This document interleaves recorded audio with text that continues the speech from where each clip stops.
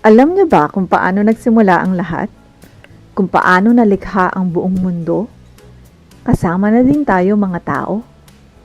Well, ito ang sinabi sa Biblia sa aklat ng Henesis. Noong simula, nilikha ng Diyos ang langit at lupa.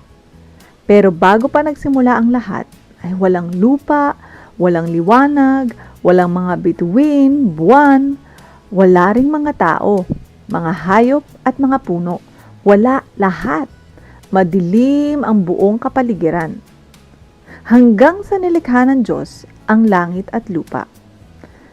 Pero ang lupa ay walang laman at anyo. Madilim ang paligid. Kaya noong unang araw, sinabi ng Diyos, magkaroon ng liwanag. At nagkaroon nga ng liwanag. Masaya ang Diyos sa liwanag na kanyang nakita. Kaya hinati niya ang liwanag sa dilim. Tinawag ng Diyos ang liwanag na araw at ang kadiliman ay gabi. Noong ikalawang araw, sinabi ng Diyos, hahatiin ko ang tubig sa dalawa. At ayun na nga, naghiwalay ang tubig. Isang bahagi ay napunta sa itaas at ang ilan naman sa tubig ay nasa ibaba nito. At ang pagitan ng dalawang tubig ay tinawag ng Diyos na kalawakan o sky. Noong ikatlong araw naman, tinipon ng Diyos sa isang lugar ang tubig para lumitaw ang tuyong bahagi. At tinawag ng Diyos na lupa ang tuyong bahagi. At tinawag naman niya na dagat ang mga nagsasama-samang tubig. Pagkatapos, nilikha din ng Diyos ang lahat ng uri ng mga halaman at mga punong kahoy. Nakita ng Diyos na ang lahat ay mabuti. Sa ikaapat na araw, nilikha ng Diyos ang dalawang malaking ilaw. Ang pinakamalaking liwanag ay magliliwanag kung araw at ang isa naman ay magliliwanag kung gabi.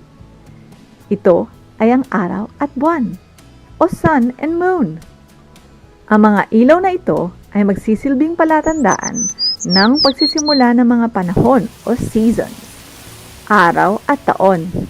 At sa araw ding ito ay ginawa din ng Diyos ang mga bituin at nilagay ito sa langit upang magliwanag sa buong mundo. Sa ikalimang araw, nilikha naman ng Diyos ang iba't ibang hayop sa tubig. Gayon din naman ang malalaking hayop sa dagat at marami pang ibang buhay sa dagat. Nilikha din ng Diyos ang mga ibon at iba't ibang uri ng mga ito at lahat-lahat na lumilipad sa himpapawid. At sa ika-anim na araw, nilikha ng Diyos ang maraming uri ng hayop sa lupa, mga maaamong hayop, mababangis na hayop, mga hayop na gumagapang, ganun din naman ang mga maliliit na hayop. Pagkatapos nito, ginawa din ng Diyos ang lalaki at babae. Sila ay inatasan ng Diyos na mamuno sa kanyang mga nilikha na pamunuan ng mga hayop, mga isda at mga ibon at alagaan ang napakagandang mundong kanyang nilikha. Tiningnan ng Diyos ang lahat ng kanyang ginawa at ito ay napakabuti at napakaganda. Siya ay lubos na nasiyahan. Kaya nilikha ng Diyos ang buong langit at lupa at lahat ng mga bagay na naririto. At sa ikapitong araw ay nagpahinga ang Diyos matapos ng likhain ng lahat-lahat. Pinagpala ng Diyos ang ikapitong araw at ginawa niya itong banal. Dahil sa araw na ito, siya ay nagpahinga mula sa lahat ng kanyang ginawang paglikha sa buong mundo. Siya ang ating Diyos na manlilikha. Balikan natin ang mga araw na paglikha. Tingnan natin kung natatandaan ninyo. Ano ang nilikha noong unang araw? Tama, liwanag. Ano naman ang nilikha noong pangalawang araw?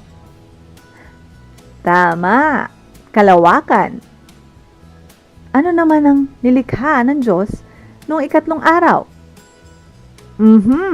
Lupa, dagat at mga halaman at puno.